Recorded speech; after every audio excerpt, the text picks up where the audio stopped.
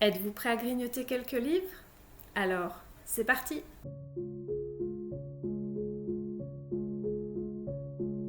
Bonjour et bienvenue sur la chaîne pour une nouvelle vidéo. Comme vous l'aurez vu dans le titre, aujourd'hui je vais vous présenter les différents romans qui sont venus agrandir ma pile à livres qui n'était pas assez grande en ce mois de janvier. Et donc c'est, je crois, 11 romans qui ont rejoint ma bibliothèque. Ils me font tous très envie. Maintenant, quand est-ce que je vais les lire? C'est une autre question. Alors, on commence tout d'abord avec une suite de sagas. J'ai le premier tome dans ma pile à lire. Je voulais me procurer le deuxième pour pouvoir les enchaîner. Je pense que ce sera... J'espère que ce sera fait cette année. Il s'agit de Celui qui noya le monde de Shelley Parker Chan aux éditions Brajlon que j'ai pris en relié puisque j'ai le premier tome en relié également. Ils sont très beaux. C'est du bleu en plus, vous le savez maintenant, j'adore le bleu. Voilà, c'est un très beau roman. Beaucoup plus gros que le premier tome d'ailleurs, j'ai vu en le mettant à côté. Écoutez, j'espère que ça me plaira. J'ai peu de doutes puisque je ne m'attends pas à grand chose, contrairement à ce que j'avais pu voir sur les différents réseaux sociaux concernant cette duologie, où on s'attendait à quelque chose de très très fantasy. Finalement c'est quelque chose d'un peu plus historique. Ça me va très bien, je verrai, je veux pas en savoir plus, j'ai même pas lu le résumé. Je veux me laisser porter par cette duologie et j'espère pouvoir me la faire cette année. Deuxième roman, alors vous allez voir, j'ai essayé, je dis bien essayé parce que je ne l'ai pas entièrement réussi, mais j'ai essayé de prendre des suites de sagas pour pouvoir avancer dans mes sagas, puisque j'ai une pile à lire énorme concernant les sagas. Bref, je me suis trouvé le tome 3 du livre des glaces de Mark Lawrence. Donc c'est La fille et la lune dans les éditions Brajlon, que j'ai pris en grand format, puisque j'ai les deux autres en grand format. Voilà, trilogie du coup complète dans ma pile à lire. Je n'ai plus d'excuses, il faut que je la sorte. Pareil, au niveau des résumés, j'en sais rien. C'est du Mark Lawrence, j'ai entendu que c'était très bien. Cette série-là, plus une autre, j'ai perdu le nom, que je n'ai pas dans ma pile à lire. Par contre, j'ai également Le livre qui refusait de brûler et le deuxième tome, je ne sais plus le titre non plus, qui sont dans ma pile à lire aussi. Il est temps que je me lance, je n'ai jamais lu cet auteur, donc maintenant que j'ai la trilogie complète, je pourrais lire au moins celle-là et voir ce que j'en pense. Troisième roman qui est également une suite de saga et une fin de trilogie, donc c'est le tome 3 de Pallas, Sous l'œil de l'Olympe, de Marine Carteron, que j'ai dans les éditions Rouergue. Donc pareil, j'avais le tome 1 et le tome 2. Le tome 1 était déjà lu, j'ai voulu commencer le tome 2, je me suis souvenu que je me souvenais pas du tome 1. Je vais relire le tome 1 pour pouvoir enchaîner du coup la trilogie. Elle est complète, pareil, j'ai plus d'excuses. Ici, on est sur de la réécriture mythologique avec le mythe de Pallas, mais d'un point de vue plutôt féministe. J'ai beaucoup aimé le premier tome. J'ai hâte de pouvoir me refaire ce premier tome pour pouvoir enchaîner la trilogie. J'espère également cette année. Ça fait quand même beaucoup de séries que je veux lire cette année. Clairement, je pourrais pas tout lire. Je n'ai pas assez de temps de lecture pour ça. Mais j'espère pouvoir quand même les avancer le plus possible. Ensuite, craquage complet. C'était pas une suite de saga. C'était pas une fin de trilogie.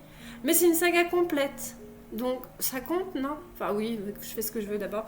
Il s'agit du coup de la saga qu'on a beaucoup entendu parler sur les réseaux sociaux et vraiment elle me fait très envie. Il s'agit de la saga du Royaume de Pierre d'Ancre de Pascal Quivigé, que j'ai pris du coup dans les éditions Rouergue également.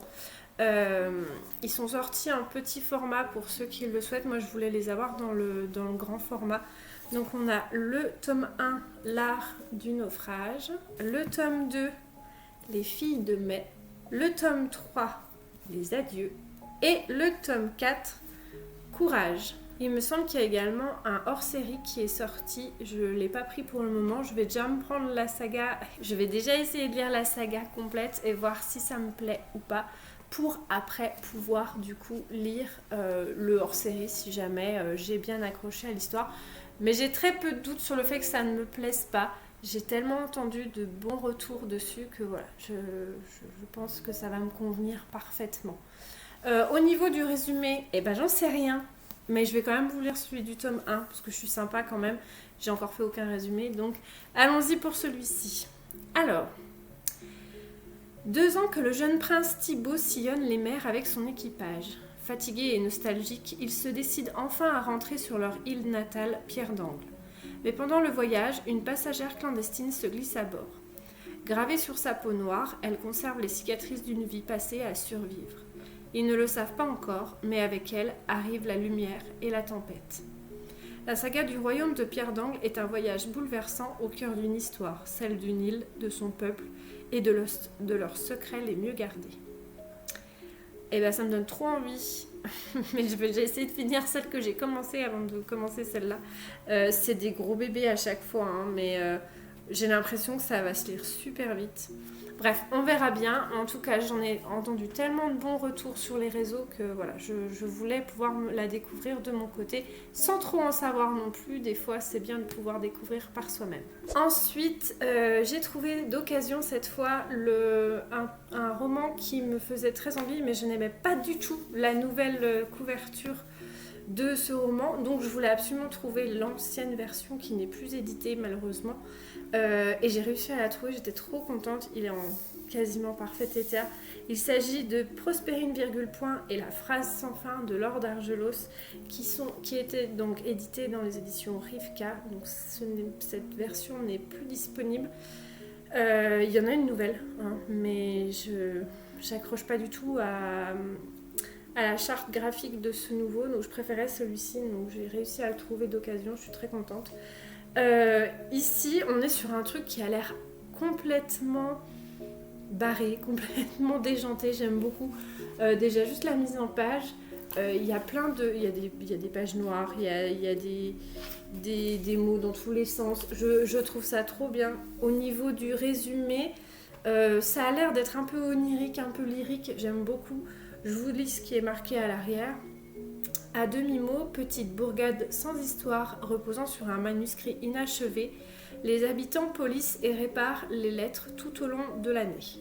Mais Prospérine, point, qui ne fait jamais rien comme les autres, préfère bichonner ses trompettes à pétales plutôt que de faire fleurir l'empire des points et des virgules. Tout bascule un beau matin lorsqu'elle découvre un corps à l'intérieur de sa boutique. Accompagnée d'Honoré, un citadin passablement exécrable, et de son frère, champion de plongée littéraire, Prospérine va devoir fouiller parmi les secrets les plus enfouis de la capitale pour sauver Demi-mot. Et si tout était lié à cette mystérieuse phrase sans fin, laissée en suspens par l'auteur. Donc, je trouve ça super parce que déjà, il y a plein de jeux de mots avec les mots, les phrases, et je trouve ça super bien fait. Et en plus, on est sur une sorte d'enquête derrière, donc je pense que les deux mélangés, ça doit être vraiment sympa.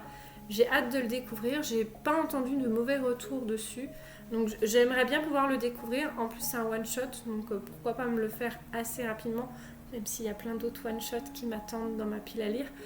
Mais celui-là me fait très envie depuis un long moment, donc très contente d'avoir pu le trouver. J'ai dérogé à ma propre règle de prendre que des suites de sagas et je voulais découvrir un autre Cozy Mystery. Enfin, il me semble que c'est classé là-dedans en tout cas, et j'avais entendu pas mal de choses dessus, pas forcément positives. Je voulais m'en faire mon propre avis. Il s'agit du Chat du bibliothécaire, donc le tome 1, Succès mortel de Miranda James, que j'ai pris dans les éditions J'ai lu. Alors, de ce que j'ai pu entendre, on va suivre un bibliothécaire et son chat, qui vont résoudre, je crois, une sorte d'enquête. Donc le côté un peu cozy mystery est là-dessus. Par contre, voilà, le roman est estampillé au nom du chat surtout, et apparemment de ce que j'ai entendu, le chat est à peine dit dans l'histoire, donc je trouve ça un peu dommage. Je vais quand même m'en faire mon propre avis pour voir si effectivement c'est cela ou pas. Mais pourquoi pas, je me dis que bon, ça peut se lire assez vite. Bon, il est pas très gros, et puis tout ce qui est cosy, policier, ça se lit quand même relativement vite. Donc voilà, je voulais me faire mon propre avis. Ça fait un moment que je le vois tourner aussi. Donc c'était l'occasion. Et les 2 derniers que j'ai à vous présenter, ce sont des suites et fins de saga. Donc, vous voyez, je continue à essayer de suivre mes indications. Donc, le premier que je vais vous présenter, c'est le tome 2 de Six of Crows, La Cité corrompue de Leigh Bardugo, que j'ai dans les éditions Le Livre de Poche Jeunesse. J'ai toute la saga Grisha. J'ai le premier tome de Six of Crows. J'ai plus vraiment d'excuses pour ne pas découvrir le Grishaverse du coup. Il me restera, je crois que c'est King of Scars, l'autre partie qui fait partie du Grishaverse. Je vais déjà lire ceux-là, ça fait quand même 5 tomes à lire pour voir si j'apprécie ou pas. Et en fonction, on verra si je me prends les King of Scars. De ce que j'ai entendu, Grisha est plus jeunesse que Six of Crows, il me semble. Mais bon, pourquoi pas, je voudrais bien essayer de découvrir tout l'univers et voir si ça me plaît ou pas. Il est sorti en série Netflix, vous le savez. Je ne l'ai pas regardé, je préfère lire les romans avant, d'où l'intérêt de pouvoir les lire assez vite si je veux pouvoir me faire la série. Et enfin, le dernier, c'est un dernier tome de série également. C'est le tome 3 de Capitale du Sud, donc les contes suspendus de Guillaume Chamanadjian que j'ai dans les éditions Le Livre de Poche. Donc j'ai toute la série puisque c'était le dernier qui me manquait. J'avais pu trouver déjà le tome 3 de Capitale du Nord, mais il me manquait celui-là pour pouvoir faire toute la saga. Et je pense, puisque j'avais lu déjà le tome 1 de Capitale du Sud et le tome 1 de Capitale du Nord, je pense que je vais me refaire toute la saga en entier en me les enchaînant, parce que je me souviens déjà plus beaucoup des éléments qui se sont passés dans les premiers tomes. Et je trouve ça dommage de devoir enchaîner sur le deuxième sans avoir tous les éléments. Je me souviens de l'histoire en gros, mais il y a plein d'éléments, je pense, de petits éléments que j'ai déjà oubliés. Et j'ai pas envie de pas pouvoir profiter de ma lecture si j'en ai oublié des bouts. Donc je vais me les enchaîner maintenant que je les ai tous. Ça fait partie des sagas que j'aimerais bien lire aussi cette année. Ça fait beaucoup de sagas que je veux lire cette année. Ça va être compliqué de tout lire cette année. Bref. Donc c'est un tome 3. Donc, pour ceux qui ne connaissent pas, donc, on est sur la saga de la Tour de Garde qui a été écrit à 4 mains donc, par Guillaume Chamanadjian et Claire Duvivier qui ont chacun écrit une trilogie. Donc Capitale du Sud pour Guillaume Chamanadjian et Capitale du Nord pour Claire Duvivier. Dans l'ordre de lecture, il faut alterner Capitale du Sud et Capitale du Nord, en commençant par Capitale du Sud. Pour les 2 premiers tomes que j'ai lus, donc le premier tome de Capitale du Sud, le premier tome de Capitale du Nord, effectivement, il y a quand même quelques petits liens qui sont faits. C'est mieux de les lire dans ce sens-là. Maintenant, je pense que ça peut se lire également indépendamment de ce que j'avais pu lire sur les différents retours. Mais c'est quand même mieux de les lire en alternance pour avoir tous les éléments des 2 univers qui se regroupent, je pense, à la fin. J'en sais rien, j'ai encore pas lu la fin. En tout cas, dans les 2 premiers tomes, les 2 univers sont bien séparés. Mais on voit qu'il y a quand même quelques liens qui peuvent se faire de l'un à l'autre. Je vous en dirai pas plus sur le fond de l'histoire, on va dire. Puisque moi je les ai lus sans... Enfin, les 2 premiers tomes que j'ai lus, je les ai lus sans trop en savoir.